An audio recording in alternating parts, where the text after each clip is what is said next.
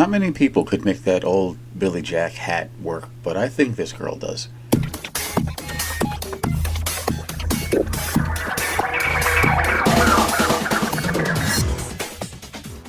Hi, I'm Mark, and this is Subliminal Network. I make art and comics, and thanks for watching. Remember to hit like and subscribe and to leave your feedback in the comments. I post art daily, 5 days a week, on Instagram, Facebook, and Twitter, and this is a roundup of that work in case you missed it, with a little more detailed description added. All these links are in my description and bio, and please watch till the end so you don't miss anything. Well, you might know that I draw a lot of She-Hulk pictures. And I've drawn her in the Fantastic Four uniform, or it just in scraps of purple stuff, or all kinds of stuff. But in this one, she's wearing a Fantastic Four t-shirt that ripped apart as she's breaking through a wall. Now, Reed Richards, the leader of the Fantastic Four, has this thing. He developed something called unstable molecules, which the Fantastic Four uniforms are made out of so that they don't rip apart on them. Like when Johnny Storm turns into flame, his clothes don't burn off, or Mr. Fantastic's clothes can stretch as far as he can and stuff. And somehow She-Hulk got a hold of one of the non-unstable molecules t-shirts, and so you can see that it's kind of a constant question if you're a superhero. Your suit has to be at least as durable as you, otherwise you're going to have problems. So on this day, you can say her jeans are unstable molecules, but her t-shirt wasn't. This was around the time I started taking ballpoint, which I drew this one in, kind of seriously as something to make a very nice picture out of. And I still like working in ballpoint because it's so informal, and you're not working with the idea that you have to produce great art with a ballpoint. So you end up doing something kind of nice because you're not so nervous about it, when you're really trying.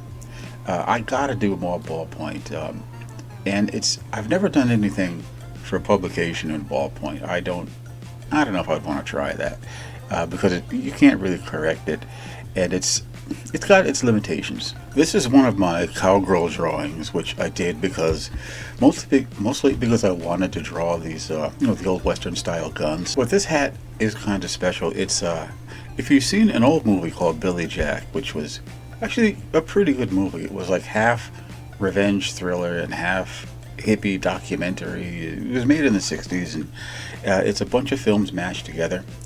But this hat was, like, Billy Jack was the only guy who could ever pull off wearing this hat, so I decided to just stick it on this girl. It's kind of a high-crowned, flat brim thing, and I thought it looked kind of cute on her, and it looks okay on Billy Jack too. Now, this is one of my favorite Bunnygirl drawings, which I did a ton of while I was drawing. When I was really intensely working on Una the Cave Bunny, I was working on the strip daily.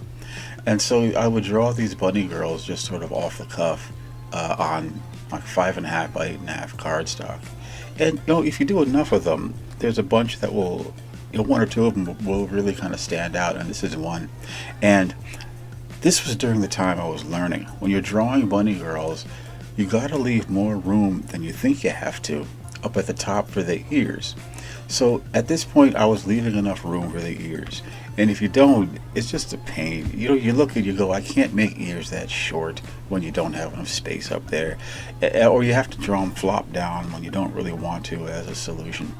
So the key is once you get into the swing of drawing these bunny people, you sort of start automatically leaving enough room up there. And so this is a reminder, this picture is a reminder of me to continually keep that in mind. When you're drawing comics, you learn about something called the thick and thin line, which is a line that has it starts out thin and then it gets thicker and maybe in the middle of the length, then it gets thinner at the end, or any combination of that. And that's intended to just kind of give weight and solidity and visual variety to a line. It helps you to bring things forward or to push things back in the picture plane. But for a while I was doing these experiments with what's called a dead line, which is a line of a single weight that just outlines the figure. And I was focusing on things like composition and avoiding tangents, and more to do with maintaining a balance and a nice look to the line work itself without adding line weights to it. So these dead lines were It's supposed to help me in coloring. I wanted just an outline, a contour on the outline, while I was figuring out what kind of colors I was going to paint something. I've done a couple of experiments there. It kind of works out okay, but I can sort of take it or leave it. I think sometimes artists don't realize the importance of using a thick and thin line. Line weight variation really can help to make your drawing come alive, even if it's not that, even if nothing is sort of happening in the drawing. All the old cartoonists used thick and thin line. I think largely because they were inking with brushes and flexible pen nibs, which when you use those, just the natural pulling of them, the use of them makes you employ a thick and thin line. You start out thin, get thicker toward the middle, and you let off the pressure as you're going along. And that is how some of those old cartoonists get that beautiful line work. And you wonder how they did it.